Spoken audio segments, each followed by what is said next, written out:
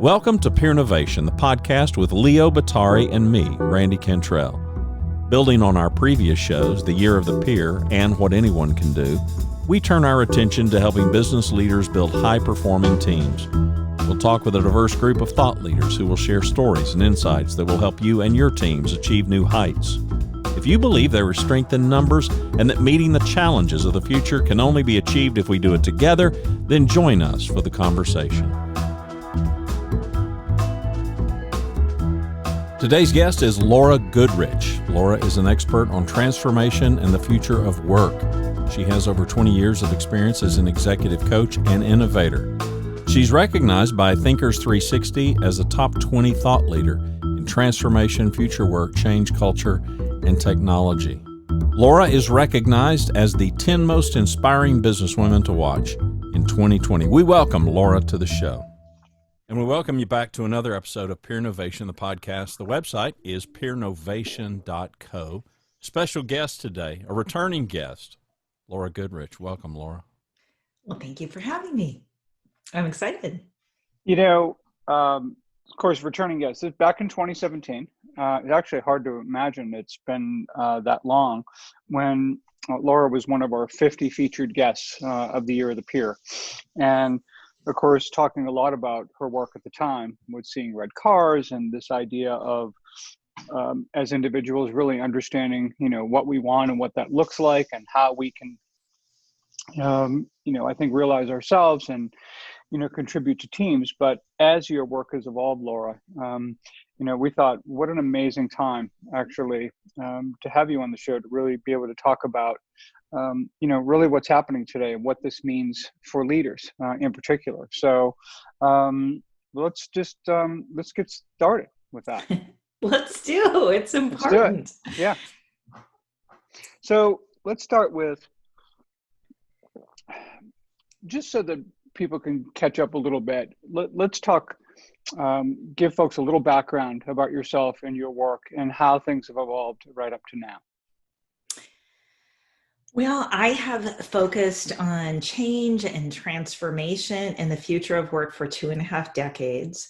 So a big part of what I do is research and pay very close attention to emerging technologies and, human behavior in a change dynamic environment.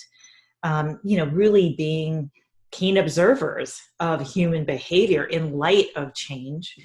And in so doing, we pay close attention to the pinch points, the pain points that come into play in a change environment, and really get quiet and think through solutions that we can help with those pain points that exist. And so we've had an evolution, no doubt about it, transformation, really. I mean, it's kind of interesting that that's the area of our work. And of course, there were times that we had to transform, and you would say to yourself, well, I just thought I could teach this to people. I didn't think we would have to do it.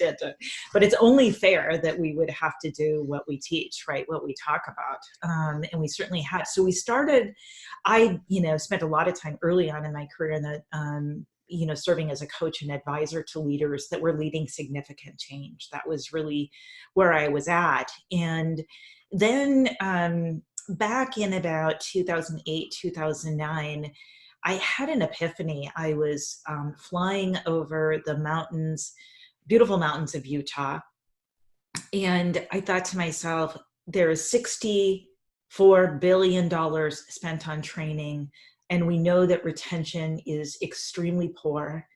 We know that, shortly after experiencing a lot of training, that it's largely all gone. When we ask people questions, and it made me think of this. I just had a conversation with someone that went through a training, and the next day they were like, I heard some good things, but now I'm kind of forgetting what they were, and Yeah. A few days later, worse yet. And so it was at that moment, I pulled out an 8.5 by 11 sheet of paper, and I sketched out, what if we could really utilize the value and benefits of a coaching relationship, which is, it's targeted, conversation. It's spaced over time. And, in that spaced over time, giving people the opportunity to reflect and to, ultimately take action, that we can create sustained change. Our outcomes can be much better. And so I sketched this out on a 8.5 sheet of paper that had the corner ripped off of it because I'd put a mint in it. And I'll never forget it because I met with a client the next day and I said, I've had this idea. And she said, can I see it? And I was like, oh my God. And I set it on the table and she's like, this is fantastic. And I'd like to take a look at this. I'll bring our executives in. And I walked out the door that day going, well, oh my gosh, now what do I do? All I have is this, sheet of paper. So fast forward, we really, jumped in then with the belief that we could design experiences for leaders and employees alike that would include coaching, coaching with one-on-one, coaching with groups, and what we call a microlearning process. So we leverage video stories and small bite-sized learning spaced over time. So we design these video stories and so that people can, consume one, think about it a little bit, take action on it.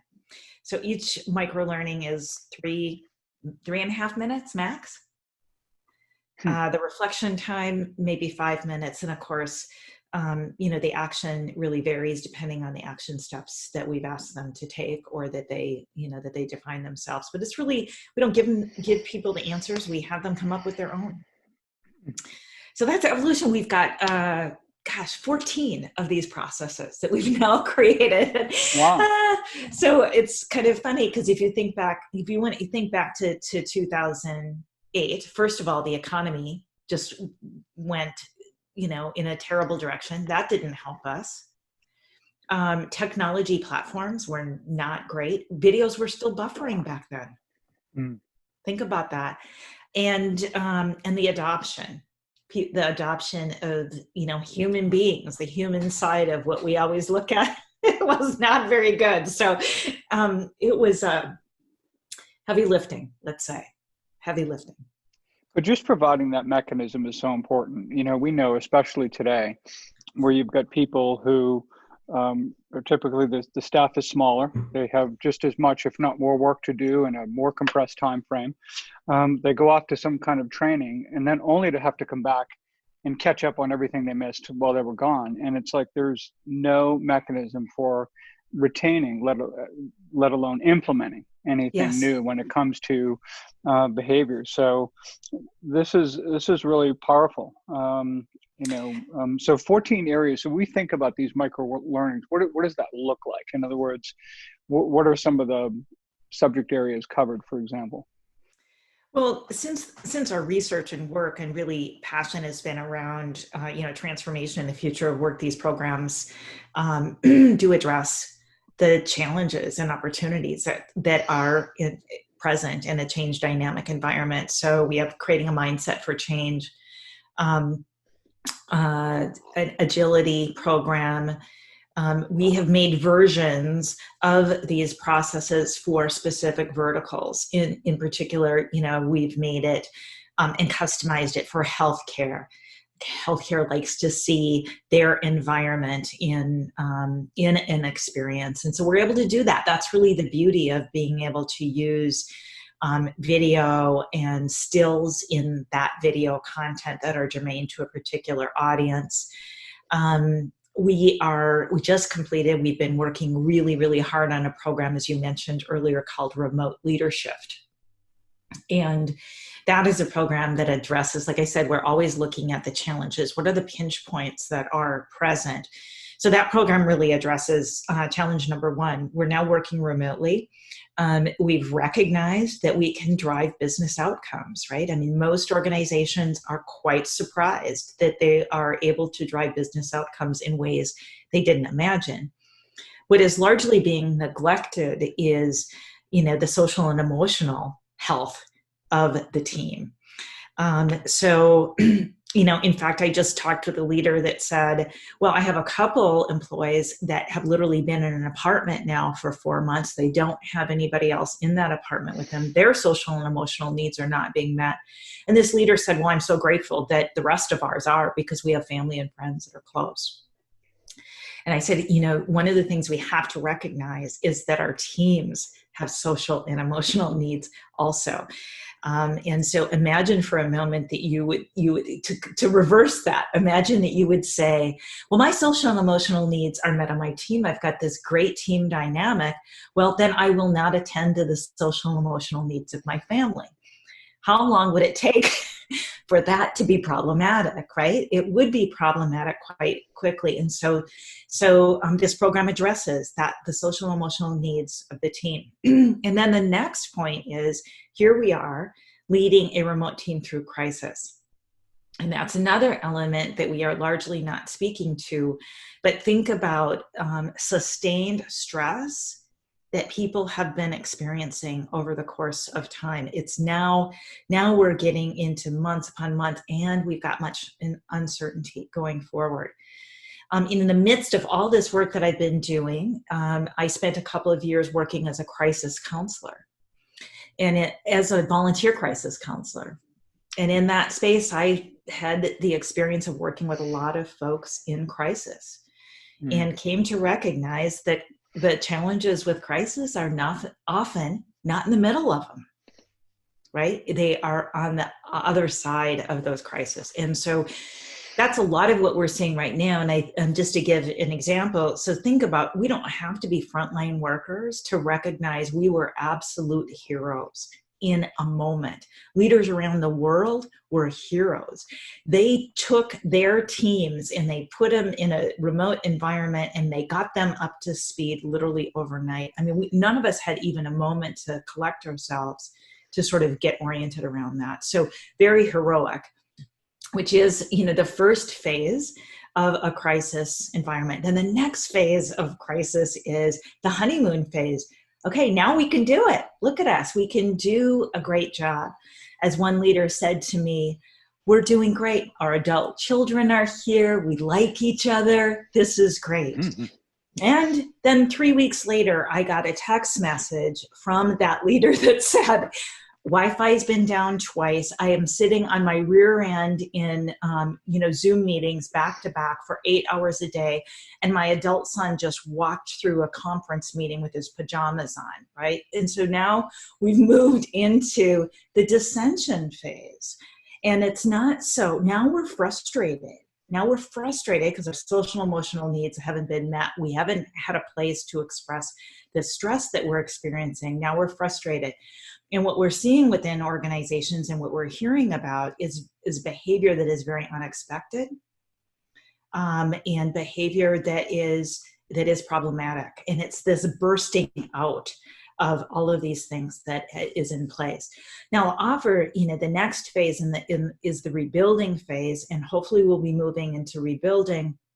And I've added the Renaissance phase, because I really believe coming along with this work in change in the future of work is that we are going to see a renaissance of businesses that are going to come out of these ashes, opportunities that are really quite extraordinary, but in the midst of it also peril. So that's the other thing that we've got that's weighing.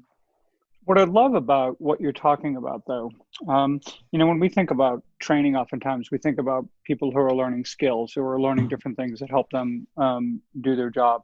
What you're talking about reminds me of a math teacher that I had in high school. And he was the only person who actually didn't teach, memorize this formula so that when you see this problem, you will know how to plug and play and how to solve it, right? What he taught was how to teach mathematically. Or how to think mathematically, I should say. And so now all of a sudden, I know why the formula was created as it is. And now when I see a problem I've never seen before, I actually have a chance at being able to figure out how to go about solving it.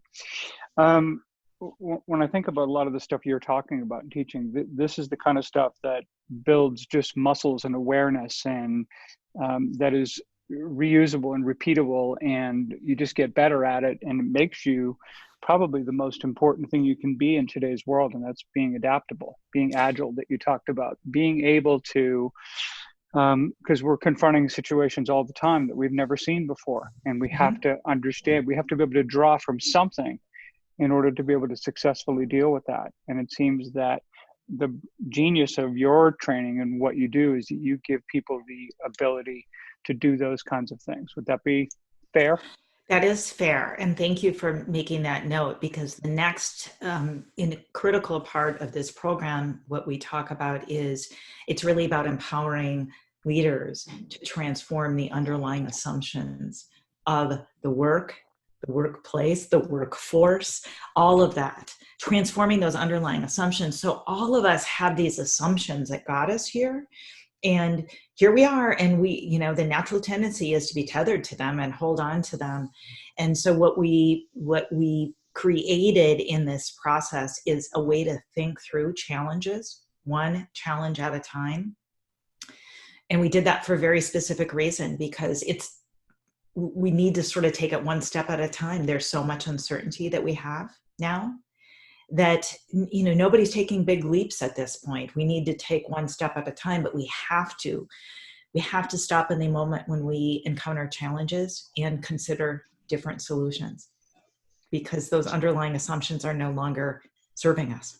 All right. The thing you brought up also that I love is that we don't think about it often enough. Like, you work as a consultant, a coach, to all these companies to kind of help them through whatever transition that we're kind of dealing with right now. And yet what we don't think often enough is that you've had to go through that transition at exactly the same time with your own Exactly. business. So how has that been for you in terms of A, trying to figure out how to serve others, but B, in terms of just your own company and your own concern? Like, how do you parallel those things? What has that been like for you? It's every once in a while you're in the right place at the right time, right? And it's not that often that it happens. And like I mentioned, we had some tremendously heavy lifting on the front end of our business. If I were to share with you the number of years that we worked to lift this model and to get traction with it. So it's not that we haven't experienced hardship, because we have experienced hardship, but it is, here we are 12 years in and have been designing virtual experiences for that time. So it has, this has been a good time for us. It's hard to say that in light of many industries that have been hurt by it. And that's why I say, let me tell you, we've had our pain and we've had our hurts as well. So don't think for a moment that we've been exempt from that. But we've spent the last 12 years designing virtual processes. And there's a lot of lessons learned, and we certainly see, as people in mass try to step into this space, a lot of mistakes being made, and mistakes that we learned, early on, such as I just had someone that reached out to me and said that they had designed a virtual 6-hour program, 3-day, 6 hours a day. I mean, can you imagine the amount of fatigue, the sitting, viewing fatigue that's going to come into play? I mean, that's really the antithesis of everything that we've created. We create experiences that are spaced over time. Remote Leadershift is a 4-month process, but many of the elements in it, the touch points, the reminders, they're extremely short. The microlearning is 3 minutes. The self-reflection is 5. The group coaching is 30. The longest time that we're working together is the one-on-one coaching with these leaders, which is just once a month. And that comes from experience. That comes from, having tried a lot of things and realizing what creates ongoing engagement, what keeps people, really rolling their sleeves up and actively working toward something. That's some of the lessons learned that we've gathered over time. Laura, walk us through the user experience, and you alluded to it there. And I'm exhausted just by listening to a 6 hour. I know. I know. Isn't it true? Forget experiencing it, just hearing about it Yeah, can that's right. drain me. Right. Cinematic micro learning is what you call it. So walk us through that user experience and what changes you may make to that user experience because of this pandemic and some of the lessons you've learned in the last 5 months, and we don't see the end in sight yet. And before, right? And Yeah. before that. It's a great question. So cinematic microlearning is a part of a larger process. What we have is an interactive technology platform where, participants, we can schedule our virtual sessions. So we go in there and we'll work with that client. We'll schedule a kickoff session, bring everyone together. And the kickoff is simply the link to the session would bring us to Zoom, where we would begin the process. And then we would invite them onto the platform. And on the platform, they would have all of their group coaching, which are weekly, scheduled. So that's all there for them. They schedule their one-on-one coaching. And then they receive a push notification for the first microlearning lesson. They would view that lesson, respond to self-reflection questions. How does this relate to my work, my project, or where we're going as a business? And will prompt them to take action. The next time they come in, the platform says, oh, did you take action, right? So we are able to create that accountability where they check off, yes, I had a conversation with each of my employees or 2 employees or whatever that action might be. They check it off. So now we're able to look at a dashboard and see exactly where a given leader is at. And I can review a dashboard. So when I gather with that group of leaders for that 30-minute coaching session that week, I can come in and I can speak to where they're at and the action steps that they've taken and really debrief what their experience has been. That time gap between sessions, between learnings, is typically what? Typically 1 week. Okay. There again has been another, big lesson that we've learned. We've had organizations that say, let's do a couple a week. It doesn't take them about 2 minutes to realize that's just too much. So that again has been a learning process. But we've come to recognize that spacing those experiences once a week gives ample amount of time for conversation, action, and those kind of things. So we're really moving into that place where they're, it's sinking in. What does the group coaching look like during this pandemic versus pre-pandemic? I'm curious if it changed at all. Well, you ask a really important question. I started with a group of leaders recently, and what I observed is something that I haven't seen. So when we're working on these projects, almost always this is an organization that is being charged with changing. That's really almost always the prerequisite, and it might be the implementation of new technologies coming in. It could be the acquisition. It might be a lot of things. I'm talking historically. And so when you begin the process of coaching, I always identify what are the themes that are emerging. And 9 times out of 10, the themes that emerge are frustration and confusion.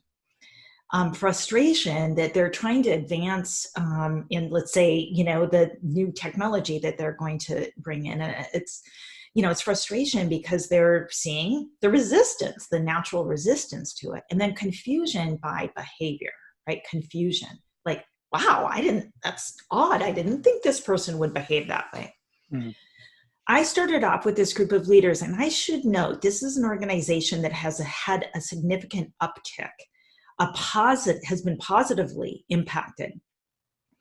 Not like Zoom, not like a crazy, sort of growth, but a very significantly positive one.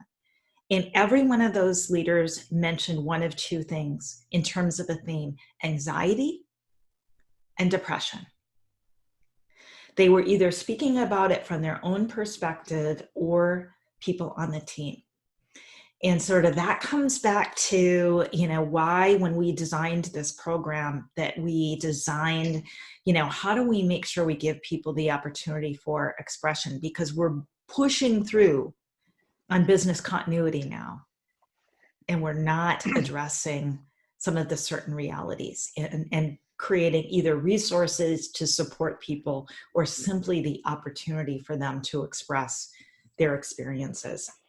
And, the implications of these realities are really important. One of the things, Randy, I know, I don't know if you had seen it, but I wrote a piece for CEO World that talked about what that looks like. Not only burnout, which is an obvious one that CEOs recognized could be coming soon, if not happening already. But I think there's many others too. There's obscurity, right? If you think it was tough to get noticed at work when you all went into the office every day, and imagine what it feels like when you're sitting at home saying like, hey, I'm working hard, I'm doing, or the feeling of social isolation you talked about, the feeling that you are kind of insulated also from the perspective of there's all of this stuff going on, but you're not feeling connected to the larger purpose of the organization. Right. You've just got your own job right in front of you.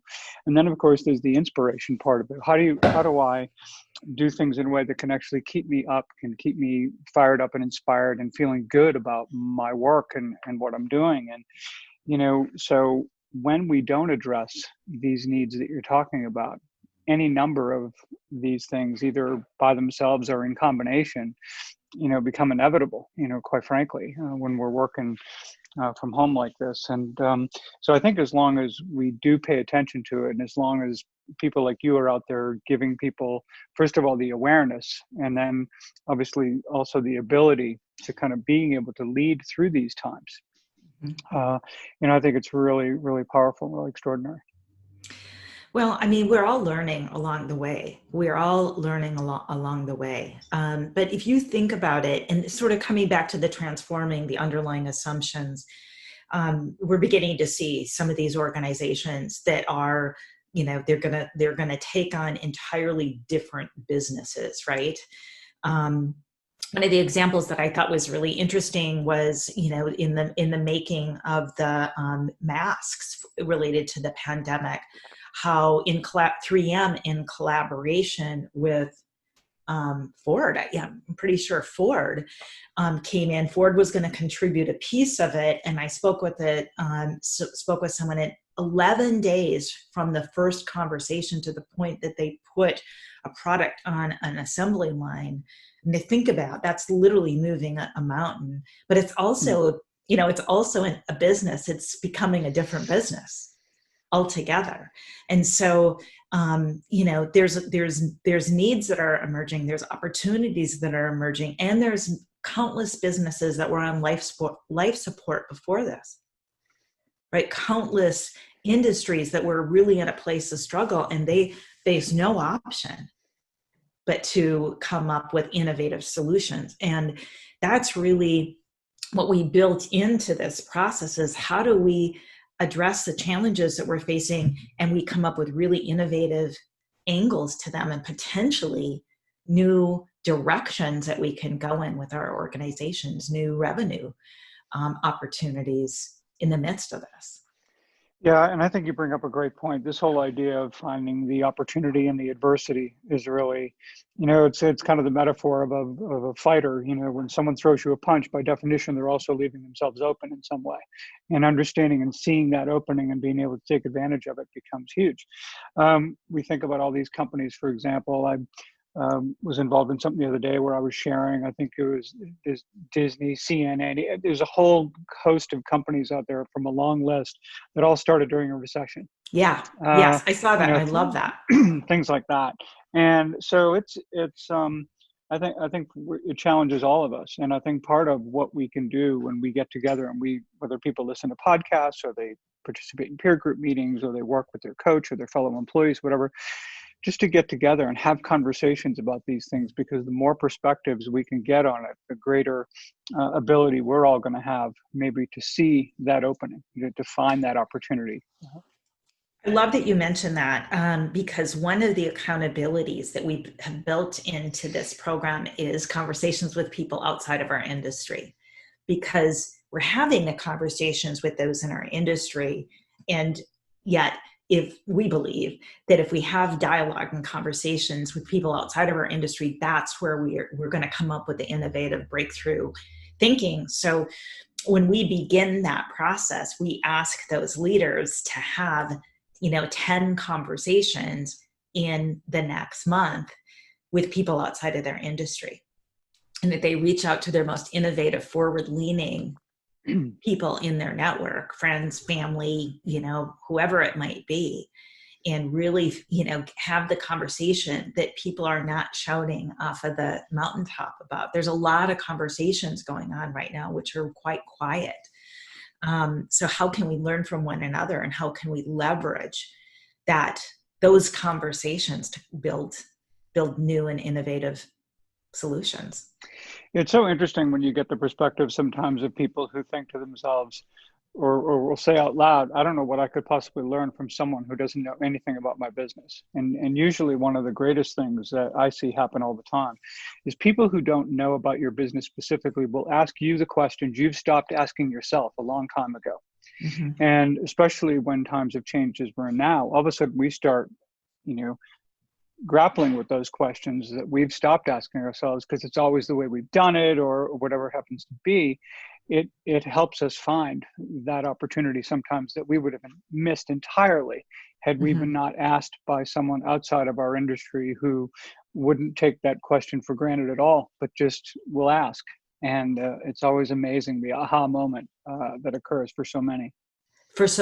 And the moment that happens, and we had that as a business where we had someone that said, okay, here's an activity that you have been involved in for a X period of time. They put the numbers out there, and then they say, well, that's seems like a very logical activity. What actual revenue and outcomes have come from it? And it was just brutally painful to go, not much, right? Not much. And, in that moment, when you have that clarity, you don't know whether you want to, grab a bag of burritos and, just cry in burritos and your beer, or be so grateful that the question opened the door to realize that you were doing something that was it seemed really logical, but really wasn't. And these are the kind of things that are coming up in conversations now. That made sense. That action that we used to do actually used to help, but it isn't. If we really honestly look at the numbers, it's not helping us, reskill our workforce. Again, one of the biggest challenges that are being faced is you look at these transitions. Just last night, I had a conversation with a leader that said, okay, so we're going to change in this way. Well, this change, I don't have this skill set on my team. Zero. It's not there. I mean, they just gave a definition of the team and what they're going to do, and they don't have this skill set. And we have a hiring freeze. So now what am I supposed to do? So think about that, right? Is that the things that got us here are not the things that are going to get us to where we're going in many cases. And these are the conversations that are happening quietly between leaders, quietly between professionals. And so that is a really critical piece. How do we make those connections? How do we ask those questions and get quiet enough to hear what's being said, and to have those moments where we go, well, we're going to have to figure out another way. That road that got us here, not getting us where we're going. Well, and that's the essence of Leadershift, and I love the word, but also just for our listeners too, because a lot of your terminology does have a, car reference on it. So tell us about that a little bit. That was the start. I sort of missed that piece. That's an interesting piece. So starting, oh my gosh, now 17 years ago, I started to do television and was a host on a number of television shows, and wrote a concept for a television show. And my now business partner, an Emmy Award-winning producer, was brought in to produce that pilot. And we didn't get that show off the ground. We made it, multiple steps, but just didn't get it off the ground. And he came to me afterwards and said, Laura, I know that you want to do television, but there's a lot of work to be done in business and industry. Storytelling was something I lived by always in my work. Sure. And storytelling is what he lived by behind the lens. And we then came together and we produced our first film, DVD, and to give that historical perspective. And it was called Seeing Red Cars. And that's what brought you and I together. That's Right. how we met originally, because I think you used the film in your teaching, right? I did. I actually was a student when I first was used by another professor, and then I kind of continued with it when I ended up teaching for Seton Hall University, and even later at Rutgers as well. And it's just such a wonderful piece because everybody can relate to it. Everybody can relate to it. You just watch it and go, yeah. Yeah. Okay. So the premise is, and let me tell you where it was born from. So I had spent all these years working with leaders that are charged with leading change. And I would say to them, in light of this change and what you can control, what do you want? And without a moment's hesitation, they would tell me everything that they didn't want and all the things they wanted to avoid. And, I always would say, you get more of whatever it is you focus on. It's kind of like when you buy a red car. You buy a red car, and what do you notice? Red cars, because that's where your focus is at. So that's where that film came from, and it was very, very successful. It was very successful. We went on to create a number of other films. We came through the economic downturn, and I'll never forget it because I woke up in the middle of the night one night and I said, what we're experiencing right now is not the economic downturn. This is disruption. This is rock solid disruption. I don't have a DVD drive in my computer. And now we've got people that are really gravitating to the story on YouTube. But those DVDs that we sold, they were very expensive. And so it's just incredibly clear to me that we needed to transform everything that we did. And I went to our partners that we had at the time. They looked at me like I had 8 eyes and really, really, dismissed what I was saying. And that wasn't easy either. But, at that point, then shortly thereafter, I had that epiphany on that flight and said, listen, we can take these stories and we can break them in bite-sized pieces. And if we can space that over time, that's where that was that evolution. So that is where that began. But that concept is coming alive again. I can't tell you how many people I'm getting messages internationally that are reading the book, Seeing Red Cars now, which is just surprising because we have a toolkit that goes with it, and many of the international versions, that's not even live anymore. So I'm getting direct messages with people that are like, can I get the Portuguese version or the Spanish version or the, Russian version or what have you. So that's interesting. An opportunity. I just sent a chat to the wrong person. How about that? There's one of the challenges with the. There's that. I love it. We've got all kinds. We've got all. Human. It is very human. It is very human. We've got all kinds of things that could possibly happen, for sure. Laura, what do you see? And it's a loaded question, but what do you see transforming in your business? Is there any one thing that you see, whether it's just, because this all really plays into your wheelhouse technologically? Well, it's beyond technologically. It's really about, one of the things really focusing on transformation in the future of work is, this question is that what would usher us into whether we call it the fourth industrial revolution or the fifth industrial revolution, or however we might term it, what would create that tipping point? It was always the question that I asked and have for years. And I didn't think pandemic. I thought possibly AI, maybe the combination of, IoT and 5G, or maybe it would be autonomous technology or virtual reality or any of these things.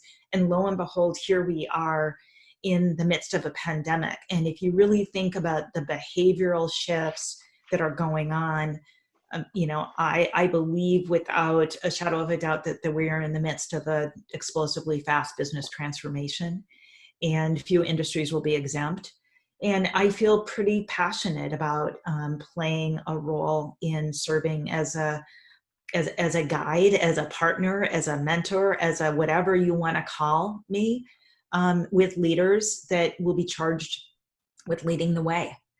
And so, I don't think this is going to be easy. I don't think, if you think back to the early 1900s when, all but 4% of the population made their business was on the farm. And then when there was a transition into the Industrial Revolution and people began to, manufacture.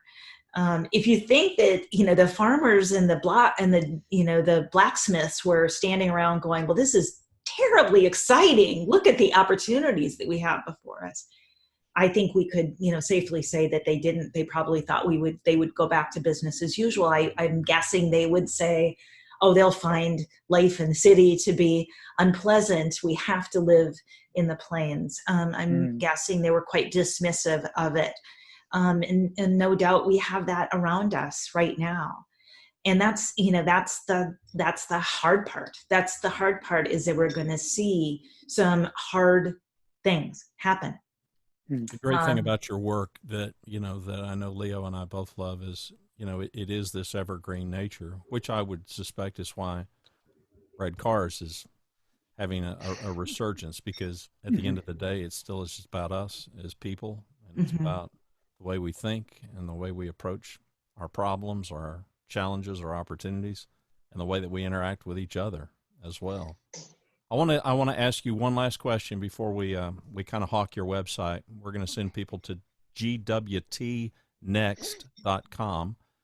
and we'll let you hawk anything before we close. But leaders that are listening to this podcast and are concerned about their teams, you have any parting word of advice for things that they should lean into? Yes, I do.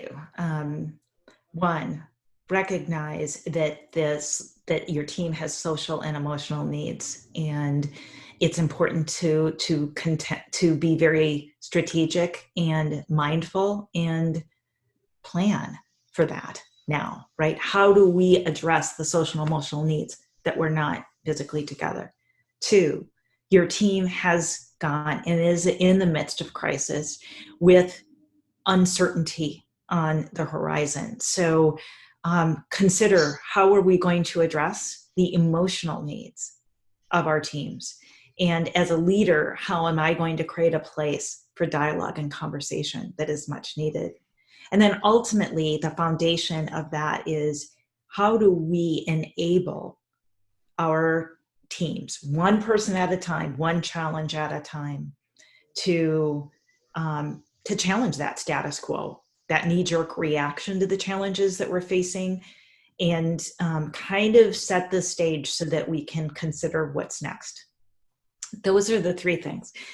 And if you're not sure how to go about doing that, then reach out to us, because we've thought a lot about this. We've worked really hard at creating methods and tools to support leaders in this journey, with all of those pieces that are at play.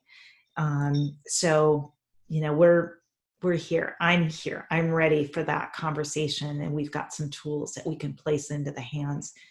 It doesn't have to be, what we've created, we can place into the hands of leaders to, deploy within their organizations. And that's what we've been, that's what we've been working on for the last 4 months, truthfully. So when you say, what is the, last 4 months been like for us? I mean, just absolute nonstop work is what it's been. And I'm grateful for that. Well, as it should be. Your work is, excellent. It's more relevant than ever. People are already making incredible investments and yet not realizing anywhere near the ROI that could be from it. And I think everything you bring to the table helps companies maximize that in such a huge way. So, look, thank you so much for being on the show. We loved having you. And thanks very much for everything. Well, I've loved being here, and I'm a big fan of, what your work that you're doing, and I think there's just such lovely synergy, and that's always fun to be amongst synergistic thought leadership. So appreciate being here. Here we go. All right.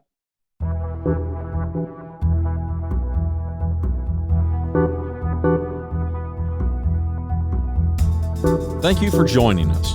To subscribe to the podcast and learn more about how you can engage peernovation for your organization, contact us on the website at peernovation.co. Until next week, remember, the power of we begins with you.